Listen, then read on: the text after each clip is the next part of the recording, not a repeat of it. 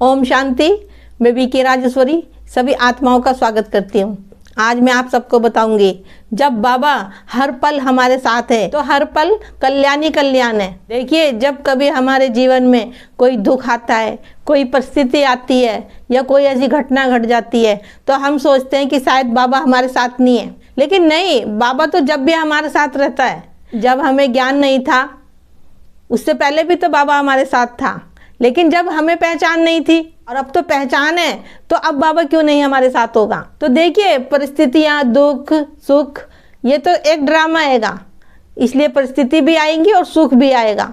तो ये मत सोचो कि बाबा हमारे साथ नहीं है, बाबा हर घड़ी हमारे साथ है। ये तो ड्रामा हैगा जो हम आत्माएं ये शरीर लेके बजा रही हैं। कोई परिस्थिति आती है, कोई दुख आता है तो उसमें घबराना नहीं है, खुशी खुशी उस ड्रामे को हमें चुकतू करना है। आप खुद सोच के देखो, हमने किसी को दुख दिया है इस जन्म में या पिछले जन्मों में, तो हमें भी तो दुख मिलेगा। ये तो है नहीं कि हमने सबको सुख ही दिया है। अगर हमने सुख दिया होता सबको तो शायद हम इस दुनिया में आज ना होते, क्योंकि ये संसार तो दुख सुख का आएगा, आत्माएं वही दुख सुख का ड्रामा बजा रही है।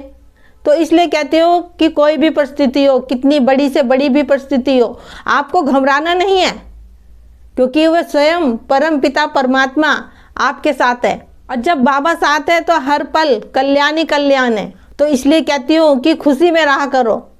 जितना खुशी में रहोगे उतना ही बाबा साथ रहेगा, क्योंकि दुख में रहोगे तो व्यर्थ चलेगा मन के अंदर, और खुशी रहोगे तो बाबा की याद भी रहेगी और ज्ञान का भी सिमरन करते रहोगे। क्योंकि जब व्यर्थ चलता है ना हमारे मन के अंदर, जब व्यर्थ हमारे अंदर चलता है तो बाबा याद नहीं रहता, ना ही ज्ञान याद रहता है। इसलिए कहती हूँ कि व्यर्थ को मत सोचा करो, व्यर्थ को आने मत दो अंदर, खुश रहो हर समय। कभी कोई परिस्थिति आ जाती है, कोई बात आ जाती है तो उसको भी खुशी खुशी स्वीकार करो, क्योंकि अगर कोई परिस्थिति, कोई दुख आ रहा है तो वो हर टाइम नहीं रहने का। आज परिस्थिति आई है तो कल सुख भी आएगा, क्योंकि ड्रामा ही दुख सुख का है। तो इतना ना घबराया करो। देखिए, बच्चे कहते हैं कि हम पे ही दुख क्यों आया, हम पे ही क्यों परिस्थिति आई। इसलिए कहती हूँ कि किसी भी बात में अपने को कमज़ोर मत समझो। भले दुनिया वाले आपको कमज़ोर समझते हैं, लेकिन आप अंदर से मजबूत हो, क्योंकि वो परम पिता परमात्मा हम आत्माओं को मजबूत तो बनाने आया है। क्योंकि बाबा तो अंदर से देख रहे हैं हमें, और दुनिया वाले हमें बाहर से देख रहे हैं, तो दुनिया वालों को तो नजरिया यही रहेगा देखने का, लेकिन बाबा के तो हम बच्चे हैंगे ना।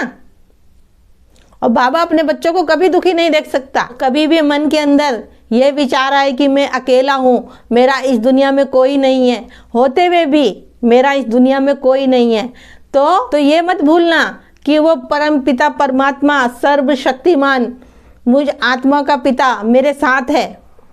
देखिए, परमात्मा दिखता नहीं है, लेकिन वो हर घड़ी, हर पल, हर सेकंड वो हमारे साथ रहता है। तो बस आपको परमात्मा पे निश्चय होना बहुत ज़रूरी है, और उसकी याद हर घड़ी, जैसा कि हर एक वीडियो में बताती हूँ कि परमात्मा की याद हर घड़ी होनी चाहिए। जितना आपको परमात्मा की याद होगी उतना ही परमात्मा को अपने साथ पाओगे आप, क्योंकि एक याद ही है, परमात्मा की याद ही है जो हमें खुश रख सकती हैगी। तो जितना आप खुश रहोगे उतना ही परमात्मा को अपने नज़दीक पाओगे। बहुत से बच्चे बहुत कमज़ोर होते हैं, तो मैं यही कहती हूँ कि अपनी कमज़ोरी को बाहर निकालो और ताकतवर बनो। उस परम पिता परमात्मा से शक्तियाँ लो, उस बाबा को साथ रखो, अपने उस जादूगर को अपने साथ रखो। परिस्थितियाँ तो आएंगी, अगर परिस्थितियाँ ना आए तो हमें समझ कैसे मिलेगी कि कौन अपना है कौन पराया है। आखिर हमें पता है कि कोई अपना नहीं है, सब आत्माएं अपना अपना शरीर लेके पाठ बजा रही हैं, लेकिन हमारा मन इतना मोह माया में फंस रखा कि हम उनमें ही उलझ के रह गए और उस परम पिता परमात्मा को भूल गए। तो इसीलिए कहते हो कि उस परम पिता परमात्मा की स्मृति हमेशा अपने अंदर रखो, क्योंकि जितना आप बाबा की यादों में रहोगे, बाबा के ख्यालों में रहोगे, बाबा की यादों में मगन रहोगे, उतना ही आप खुश रहोगे। और इसके लिए आप योग करा करो, अकेले में बैठ के बाबा से बातें करा करो। जितना आप अकेले में बैठ के बाबा से बातें करोगे, क्योंकि अकेले में मन शांत होता है। अगर कुछ विचार आ भी रहे हो तो कुछ गीत सुन लो, मन शांत हो जाएगा।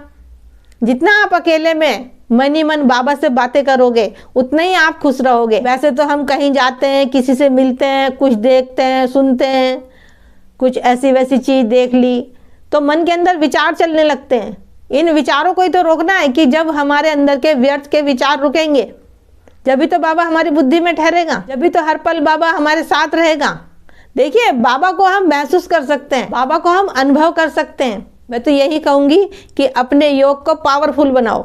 अगर बाबा को साथ रखना है, बाबा को अपनी यादों में रखना है तो योग को पावरफुल बनाओ। क्योंकि जब हम योग करते हैं, उस परम पिता परमात्मा से हम बातें करते हैं तो हम परमात्मा से हम अपने दिल का कनेक्शन जोड़ लेते, लेकिन होगा सब योग से ही और मुरली सुन के। तो मेरा आज की वीडियो बनाने का यही उद्देश्य है, जब शिव बाबा हमारे साथ है तो हर पल हर दिन हमारे लिए कल्याणकारी है। तो ठीक है, फिर चलती हूँ, कल फिर मिलूंगी कोई नई वीडियो के साथ। जब तक के लिए ओम शांति, ओम शांति।